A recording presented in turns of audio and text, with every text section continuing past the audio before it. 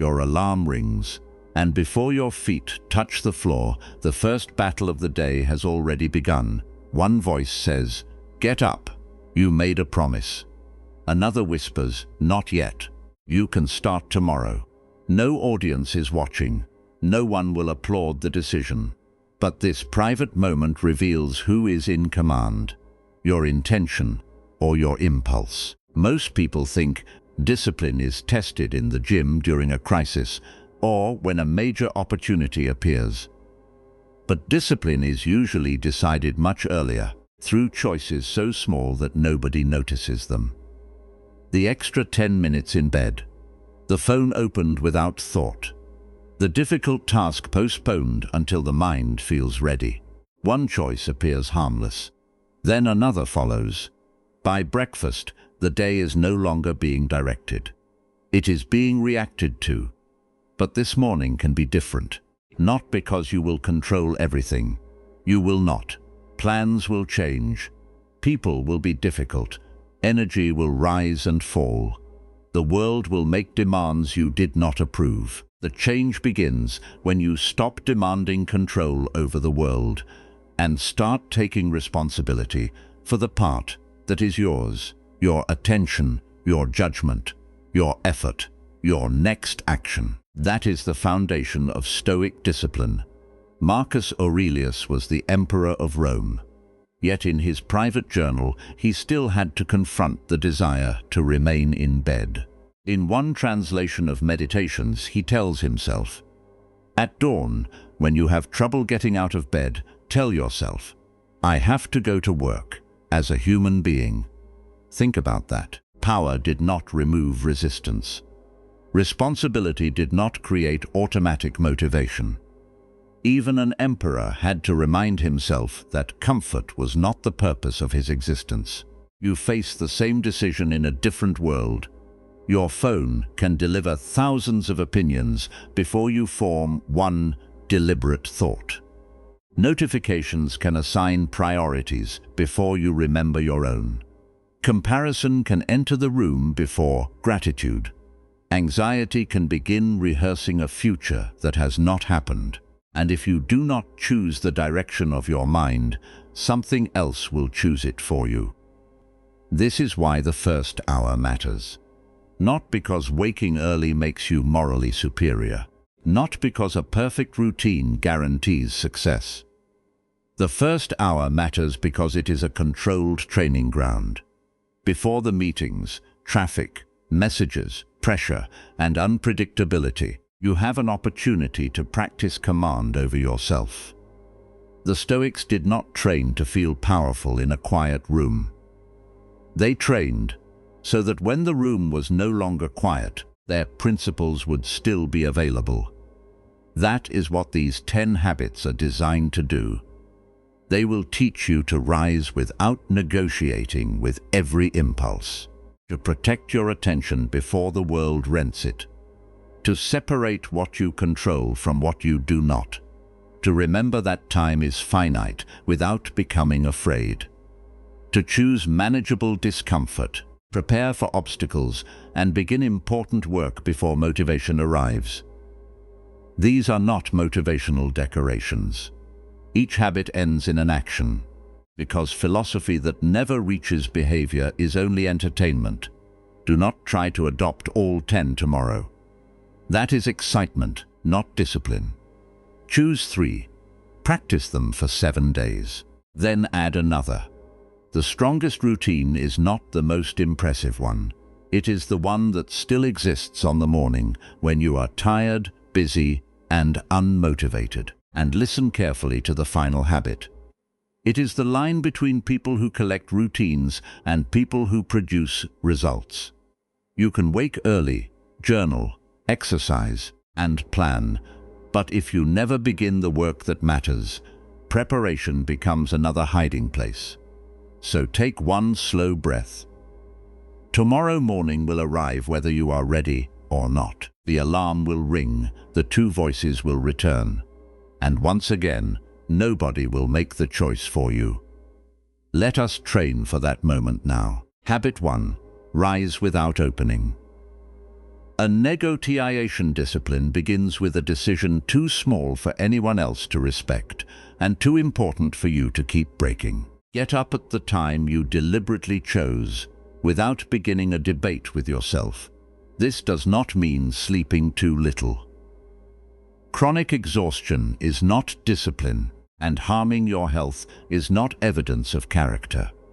Choose a realistic waking time based on adequate rest and your responsibilities. Then treat that choice as a commitment rather than a suggestion. The problem often begins when the alarm rings and the mind becomes a lawyer. You worked hard yesterday. 10 more minutes will not matter. You can begin tomorrow. The arguments sound reasonable because they are being produced by the same impulse that wants immediate comfort. If you enter the debate while half awake, comfort usually wins. So, remove the debate, plea the alarm far enough away that you must stand. Prepare the room the night before. Decide your first physical action in advance. Feet on the floor, curtains open, water, bathroom. Do not ask how motivated you feel. This first action trains an important skill, obedience to a considered decision. You chose the time when you were calm and able to think. The morning impulse wants to replace that decision because conditions feel uncomfortable. When you rise anyway, you teach yourself that discomfort can be present without being in command. Marcus Aurelius reminded himself that he was rising to perform the work appropriate to a human being. The point was not hatred of rest. The point was that comfort cannot become the highest purpose of life. Use a simple sentence when the alarm rings. The decision has already been made. Then move before the mind produces its second argument. If you repeatedly fail, do not condemn yourself. Diagnose the system. Are you sleeping late because of unnecessary scrolling? Is your waking time unrealistic? Is the alarm beside your pillow? Are you trying to change 5 habits at once? Discipline improves when friction is designed intelligently. Place the phone away from the bed. Set out clothes. Reduce late caffeine if it disrupts your sleep. Keep the first task simple. Track only whether you stood up within 2 minutes of the chosen time. Do not demand a perfect emotional state. There will be mornings when illness, caregiving, travel, or genuine exhaustion requires adjustment. Stoicism includes practical judgment. A disciplined person can change a plan for a good reason without turning every preference into a good reason. Ask, am I adapting wisely or escaping discomfort? You will usually know the difference. The victory is not waking earlier than everyone else. The victory is making a reasonable promise in private and keeping it. When you begin the day by obeying intention rather than impulse, you collect the first piece of evidence that your mind can be governed. Habit 2. Pro-tech. The first 30 minutes from your phone. Getting out of bed wins control of your body. The second habit protects something even more valuable. The beginning of your attention. For the first 30 minutes after waking, do not enter social media, news, email, or unnecessary messages. If your responsibility requires urgent communication, adapt the rule. But do not hand your mind to an endless feed by default. The phone is not evil. It is a tool. The question is whether you are using it deliberately or allowing it to select the emotional climate of your morning. One notification produces urgency. One headline produces anger. One image produces comparison.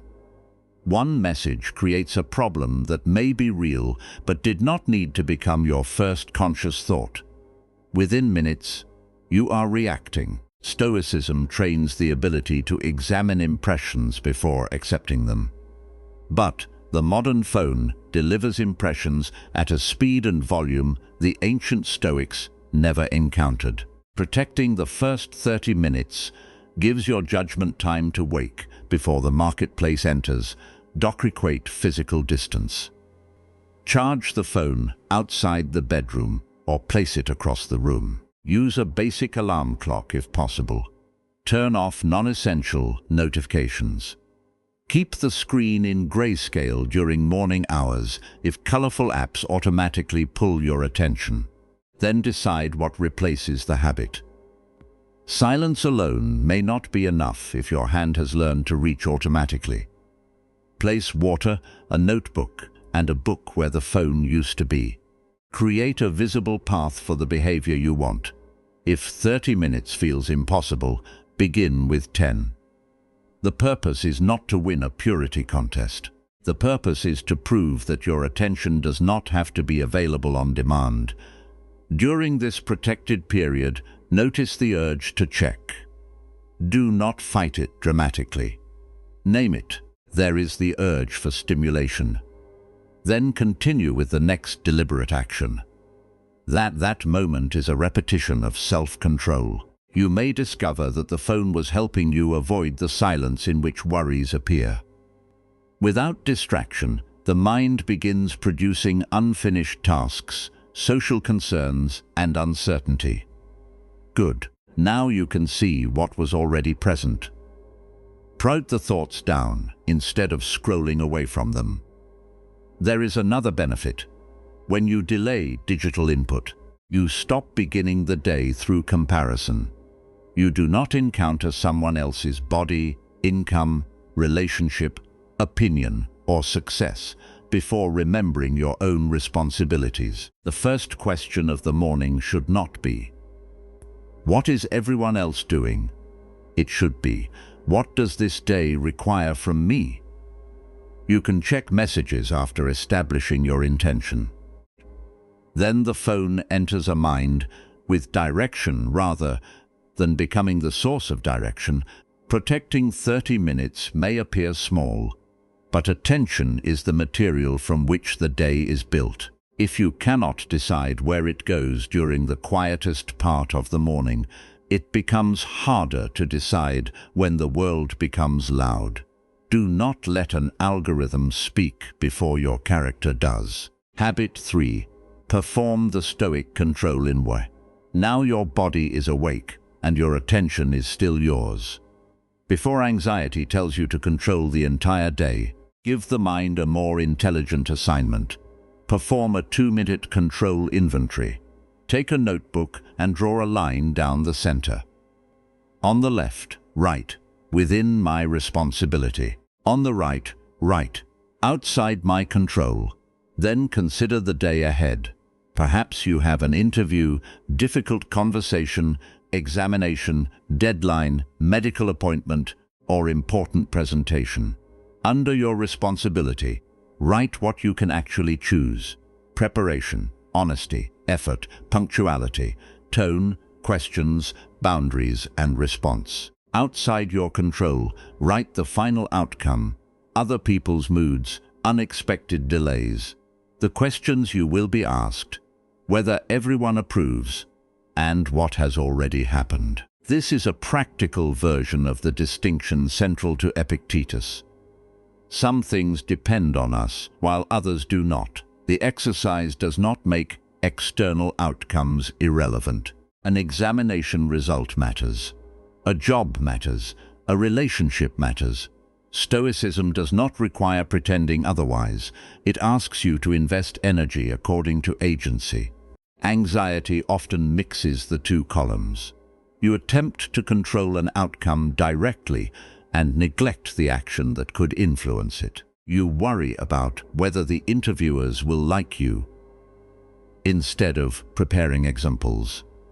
You imagine the audience rejecting your presentation instead of practicing the opening. You rehearse another person's reaction instead of deciding what you need to communicate. The inventory returns energy to action.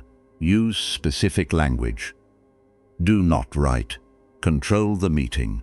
Write. Arrive prepared. Listen carefully. Explain the proposal clearly, and remain respectful under disagreement.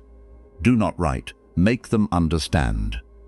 Write. Communicate honestly. Ask what they heard and correct important confusion once. Do not write, "Have a perfect day." Write, "Complete the first important task before noon." When events change, return to the list. Traffic appears. The right column contains the delay. The left contains your route decision, message, breathing, and conduct. Someone criticizes you. The right column contains their tone and opinion. The left contains whether you examine the truth, ask for specifics, and respond with self-control. A plan fails. The right column contains what cannot be reversed. The left contains the lesson and next action. This habit prevents discipline from becoming an attempt at total control. Total control is impossible and exhausting. Stoic discipline is selective. It is intense about what belongs to character and flexible about what belongs to fortune. At the bottom of the page, write one sentence. "Today I will be responsible for my part." That sentence is modest, but it is powerful. It removes the burden of controlling the universe without removing the obligation to act. Your mind becomes disciplined when it stops wasting strength on doors it cannot move and begins working on the handle in its own hand. Habit 4. Remember that the day is finite. Once you know what belongs to your responsibility, one question remains. What deserves your limited time? Remember, briefly and honestly, that this day is finite. This is not intended to create fear. It is intended to create proportion. We behave differently when we assume time is unlimited. We postpone important work, carry unnecessary resentment, and spend hours on distractions we do not even enjoy. We say we will begin when conditions improve. The Stoics used reflection on mortality to sharpen life. Seneca argued that life is not necessarily short because too few hours are given, but because so many are wasted. Marcus Aurelius reminded himself that his time was limited and that delay had a cost. Each morning, look at the date and say, "This day will not return." Then ask 3 questions. If today were one of a limited number remaining, what deserves my attention? What conflict is too small to carry through another day?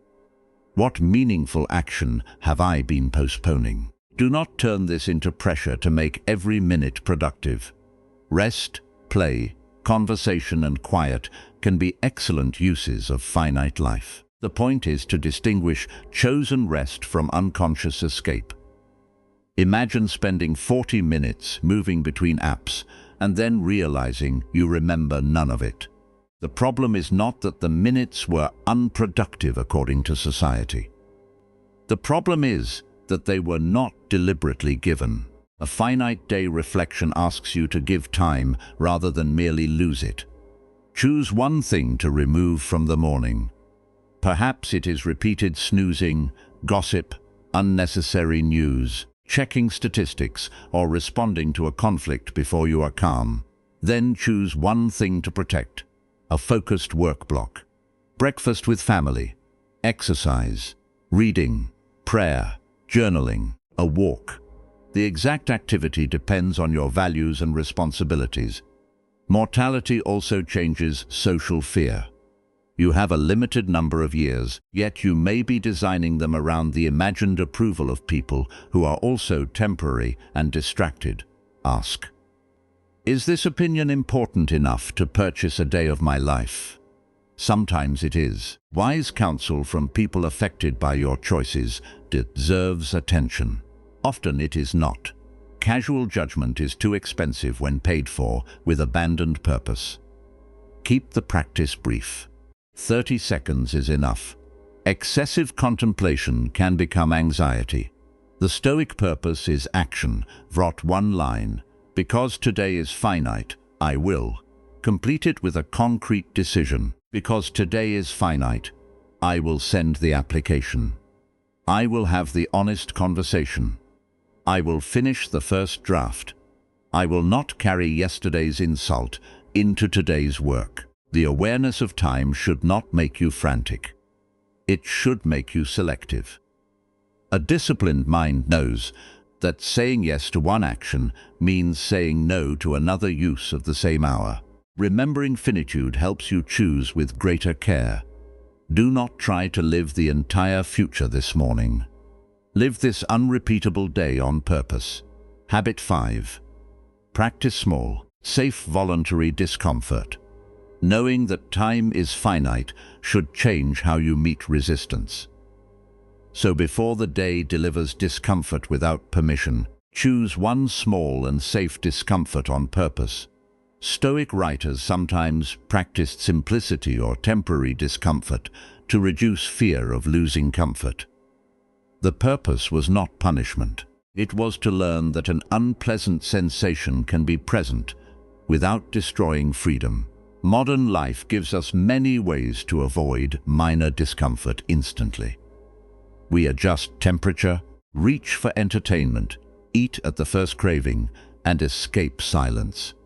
Convenience is useful, but if every preference becomes a requirement, the mind becomes fragile. Choose one modest practice appropriate to your health. Finish a shower with 20 seconds of cooler, not dangerously cold water. Take a short walk without headphones. Delay morning entertainment until one important task is complete. Choose a simple breakfast rather than the most stimulating option. Sit quietly for 5 minutes without reaching for distraction.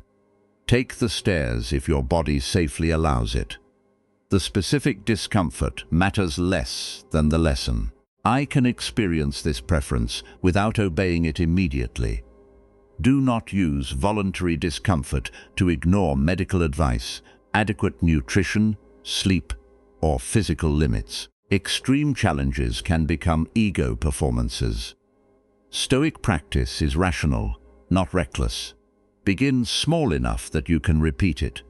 While performing the practice, observe the mind's language. This is unbearable.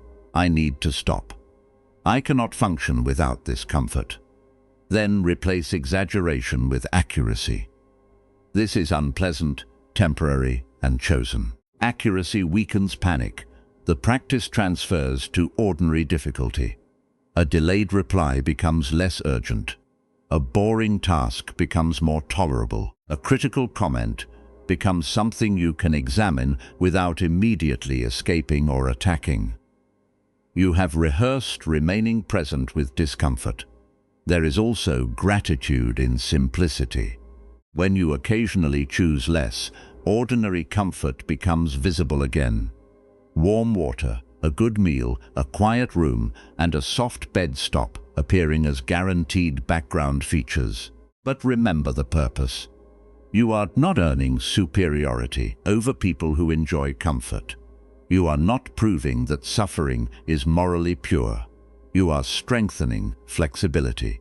The disciplined person can enjoy comfort without becoming dependent on it, and endure discomfort without making it the center of identity. Use a sentence during the practice. This is training, not punishment. If the practice makes you injured, obsessive, or unwell, stop and choose another. Wisdom governs courage. A small discomfort in the morning teaches the nervous system that the day does not need to feel perfect before you can act well.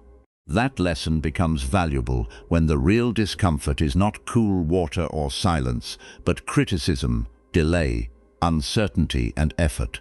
Habit 6. Move the body before demanding focus from them. In discomfort teaches that impulse does not have to lead. Movement turns that lesson into physical evidence. The 6th habit is intentional movement. The Stoics did not treat the body as the highest good, but they recognized it as part of the conditions through which duty is performed. A neglected body can make attention, energy, and emotional regulation more difficult. You do not need a heroic workout every morning. The purpose is to move from sleep into deliberate physical action. Choose 5 to 30 minutes, depending on your schedule and health. Walking, mobility work, body weight exercises, yoga, strength training, cycling, or another safe activity. The philosophical element is not the exercise style. It is the quality of attention. Begin when you plan to begin. Maintain reasonable form. Do not stop merely because boredom appears. Do not compare your beginner effort with another person's performance. Complete the chosen session without turning it into a negotiation. Movement gives discipline a physical form. One repetition follows another. The mind complains, the body continues within safe limits, and intention becomes visible. Use exercise to practice 4 Stoic qualities. First, courage, entering manageable discomfort. Second, temperance, avoiding both laziness and reckless excess. Third, wisdom, selecting training appropriate to your condition. Fourth, justice, caring for a body that supports your responsibilities to yourself and others. If you have pain, illness, disability, pregnancy, or another medical consideration, adapt with qualified guidance. Discipline is not measured by copying someone else's movement. For some people, the disciplined act is training harder. For others, it is recovering properly instead of using exercise as punishment. Keep the environment simple. Prepare clothing the night before. Decide the routine before morning. If the choice remains open, the mind may spend 10 minutes searching for the perfect workout and perform none. Use a minimum version for difficult days. Your full plan may be 20 minutes. Your minimum may be 5 minutes of walking or mobility. The minimum preserves identity and continuity without pretending every day has equal capacity. Do not allow the minimum to become the permanent maximum. Use judgment during movement. Avoid consuming agitating content. You can exercise in silence or with audio that supports the intention of the day. The morning is still protected territory. At the end, ask, did I train wisely, or did I perform for an image? The answer keeps the practice grounded. A disciplined mind is easier to trust when it has already seen you complete something difficult before the day becomes complicated. Move not because appearance determines your worth, but because energy, capability, and self-command support meaningful action. Habit 7. Write the 3-line Stoic. Gentle the body is moving. The mind is awake. Now convert reflection into a plan you can actually use. Write a 3-line Stoic journal. Many people write pages about how they feel but finish without deciding how they will act. Reflection becomes useful when it connects awareness to conduct. Use 3 lines. Line 1. Today's likely challenge is line 2. The virtue it requires is line 3. My specific response will be. For example, today's likely challenge is a difficult meeting. The virtue it requires is self-control. My response will be to listen fully, ask for specifics, and lower my voice if tension rises. Or, today's likely challenge is procrastination on the report. The virtue it requires is discipline. My response will be to work for 45 minutes before checking messages. This journal prevents vague aspiration. I will be better today is emotionally pleasant but operationally weak. Better in what situation? Through what behavior? Under what pressure? The Stoics prepared philosophy for use. They rehearsed principles so those principles would be available when emotion narrowed attention. Choose one virtue rather than 10. Wisdom means seeing clearly and choosing appropriately. The courage means doing what reason requires, despite fear. Justice means respecting obligations and the rights of others. Temperance means governing appetite, anger, and excess. Your language can be modern, but the function remains the same. Avoid turning the journal into prediction of disaster. You are not trying to convince yourself that everything will go badly. You are identifying a likely pressure point and rehearsing character. Keep the response within your control. Do not write, "My response will make them respect me." Write, "I will communicate clearly and enforce the boundary if necessary." Do not write, "I will receive the promotion." Write, "I will present my work accurately and answer questions honestly." The journal can also include gratitude, but make it specific. Write one ordinary condition you do not want to overlook. Clean water, a person who supports you, the ability to learn, or another day to correct a mistake. Gratitude is not denial of difficulty. It is resistance to the mind's habit of noticing only what is missing. Do not spend 40 minutes designing a beautiful page unless journaling itself is your chosen practice. 3 useful lines written consistently are enough. Review them at midday. Ask whether the predicted challenge appeared and whether you followed the response. Over time, the pages reveal patterns. Perhaps the same challenge appears repeatedly: phone distraction, fear of criticism, anger, avoidance, or overcommitment. Now you have evidence about where training is needed. A journal is a mirror, not a stage. Write what is true, not what would look impressive if someone found the notebook. 3 honest lines can direct an entire day when they are connected to action. Habit 8. Select one essential duty. Our journal can clarify the mind, but clarity without priority still becomes drift. Choose one essential duty that must move forward today. A long task list can create the appearance of control while hiding the absence of priority.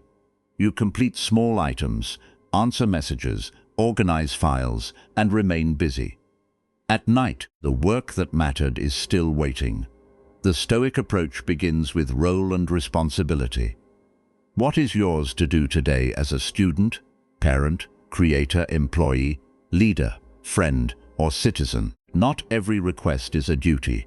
Not every urgent notification is important. Choose the task whose completion most strongly supports your real responsibilities. Write it in one sentence beginning with a verb. Complete the first draft of the proposal. Study Chapter 4 and solve 20 problems. Call the doctor and schedule the appointment. Have the conversation about the missed deadline. Edit and upload the video. Make the task concrete enough that completion is visible, then decide the first physical action. Open the document. Ply the book on the desk. Prop the first paragraph. Dial the number. Docrate the timeline. Large responsibilities create resistance because the mind represents them as one enormous object. The first action gives them a door. Protect a block of time for this duty, preferably before reactive work when possible. 30 to 90 minutes may be enough. The correct duration depends on the task and schedule. During the block, close unrelated tabs. Place the phone away. Keep a sheet for distracting thoughts. When something unrelated appears, write it down and return. This is not merely productivity. It is moral clarity about attention. If a task genuinely belongs to your role, repeatedly avoiding it while performing easier work weakens self-trust. At the same time, do not define duty only as career output. Caring for a child, attending treatment, resting during illness, repairing a relationship, and preparing food can be essential duties. Stoicism is not a system for becoming an efficient machine. It is a philosophy of living one's roles with reason and integrity. Ask 3 questions. What has the greatest consequence if neglected? What am I avoiding because it creates discomfort? What action would allow me to respect today, even if other plans fail? The answer often reveals the essential duty. Do not choose 5. The list may contain 5 important tasks, but identify one anchor. After it moves forward, continue with the others. Successes is not completing every possible task. It is refusing to sacrifice the important to the merely available. By selecting one duty in the morning, you prevent the loudest part of the day from deciding what deserves your life. Habit 9. Rehearse obstacles. Without worrying about them, you have chosen the essential duty. Do not make the beginner's mistake of assuming it will unfold without resistance. Briefly imagine the most likely obstacles and prepare your response. A Stoic practice often called premeditation of adversity. This is not pessimism. Pessimism assumes difficulty makes action pointless.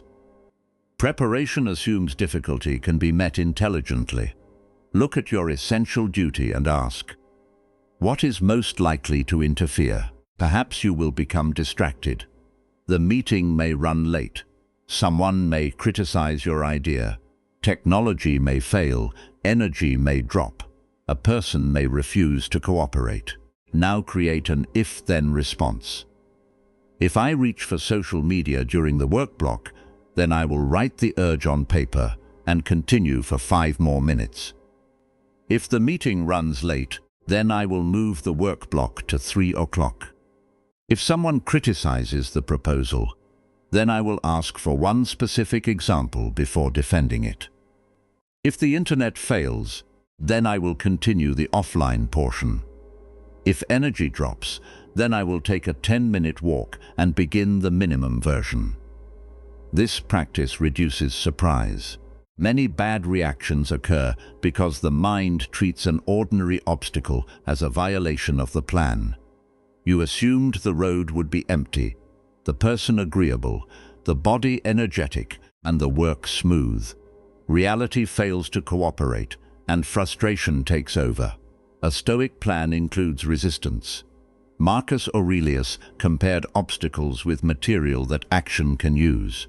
The obstacle may require adaptation, patience, courage, or a new route. It does not automatically cancel purpose. Keep the rehearsal proportionate. Spend 2 or 3 minutes, not half the morning, imagining catastrophe. Focus on likely obstacles and controllable responses.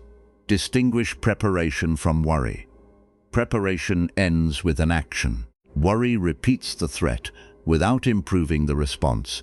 If the scenario involves genuine risk, take appropriate precautions. If it is only an imagined social judgment, prepare a principle. Discomfort is not danger. I will listen, answer what is useful, and continue. You can also rehearse internal obstacles. If I feel unmotivated, I will begin for 10 minutes. If perfectionism appears, I will follow the definition of done. If anger rises, I will pause before speaking. The point is not to predict every event. It is to prevent the first difficulty from becoming an excuse to abandon the day. When the obstacle appears, recognize it. This is the moment I rehearsed. Preparation turns the interruption into practice. A disciplined mind does not demand an obstacle-free day. It carries a response for the obstacles most likely to arrive. Habit 10. Begin important work before you feel ready. Everything so far has prepared you for this moment. Now close the notebook. Stop planning. Stop consuming advice. The 10th habit is the bridge between routine and reality. Begin the essential duty before motivation arrives. A morning routine can become a sophisticated form of avoidance. You wake, journal, read, exercise, organize the desk, prepare the perfect drink, and consume motivational content. 2 hours pass. You feel productive, but the work remains untouched. Preparation matters only when it produces action. Set a clear end to the routine.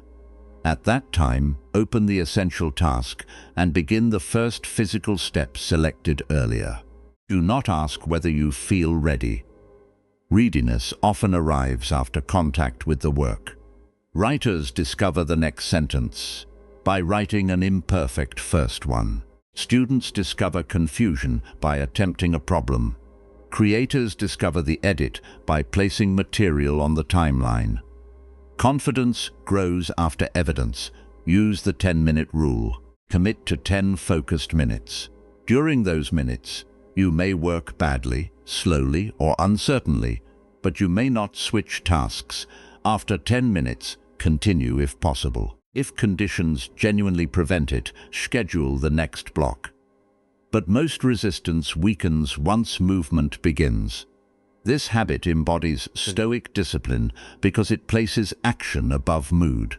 Your feelings remain real, but they do not receive the final vote. Imagine 2 mornings. In the first, you feel motivated, follow the routine, and work. This is pleasant. In the second, you feel tired, doubtful, and uninterested. You follow a shorter version of the routine and begin anyway. This morning creates stronger evidence of discipline because conduct was not dependent on favorable emotion. Keep the first work block protected from performance. Do not announce that you are starting. Do not post the journal page. Do not spend time constructing the appearance of discipline. Produce private proof. At the end of the block, record what was completed, not how inspired you felt. Wrote 600 words. Solved 15 problems. Edited the first 5 minutes. Prepared the meeting outline. This evidence becomes identity. You begin to see yourself as a person who starts. Avoid perfectionism. Define a good first block. Focused effort on the selected duty, not completion of the entire project. The routine succeeds when it sends you into the day with action already underway. The final Stoic morning habit is therefore not another reflection. It is the willingness to close the notebook, leave the philosophy video, and perform the task philosophy prepared you to perform. Do not use wisdom to avoid work. Turn wisdom into work. Conclusion. The morning vote tomorrow. The alarm will ring again. The room may look ordinary. The decision may feel insignificant. But in that moment, you will cast the first vote for the person you are becoming. These 10 habits are not commandments, and they are not a competition. The purpose is not to create a morning that looks impressive from the outside. The purpose is to train a mind that remains useful when the day becomes difficult. Remember the routine. First, rise without opening a negotiation. Choose a realistic time and practice keeping the private promise. Second, protect the first 30 minutes from your phone. Let your own intention speak before the world enters. Third, perform the control inventory. Separate your effort and conduct from outcomes that do not belong entirely to you. Fourth, remember that the day is finite. Use mortality to become selective, not frantic. Fifth, choose a small and safe voluntary discomfort. Practice remaining present when preference is not immediately satisfied. Sixth, move the body before demanding sustained focus from the mind. Train with wisdom rather than ego. Stovent. Write the 3-line Stoic journal. Identify the likely challenge, the virtue required, and your specific response. Eighth, select one essential duty. Do not allow a long list of minor tasks to hide the work that matters. Ninth, rehearse likely obstacles. Use if-then plans to turn interruption into preparation. 10th, begin before you feel ready. End the routine by touching the real work. Do not adopt all 10 at once if your current morning has little structure. Begin tomorrow with 3. Rise at the chosen time. Protect 10 minutes from the phone. Select one essential duty and work on it for 10 minutes. Practice that for 7 days. Then add the control inventory or the 3-line journal. Build slowly enough that the routine becomes ordinary. Docrete a minimum version for chaotic mornings, 1 minute to breathe, and remember what you control. 1 sentence naming the essential duty, 10 minutes beginning it. A routine is strong when it can shrink without disappearing. Also, create an evening condition for success. A disciplined morning often begins the night before. Set a reasonable bedtime. Prepare clothing and water. Decide the waking time and first task. Remove the phone from reach. Reduce the number of decisions your tired morning mind must make. You will fail sometimes. You will oversleep, check the phone, skip movement, or avoid the important task. Do not turn one broken morning into a broken identity. Review what happened without drama. Correct the system and restart at the next opportunity. Stoicism is not perfection. It is repeated return to reason and chosen conduct. The real test of the routine appears later. Someone criticizes you, and you remember the pause. A plan fails, and you return to your control inventory. Comfort invites delay, and you recognize that discomfort can be carried. A difficult task appears, and you begin before motivation. Then the routine has left the morning and entered character. Tomorrow, when the alarm rings, you will meet the first test again.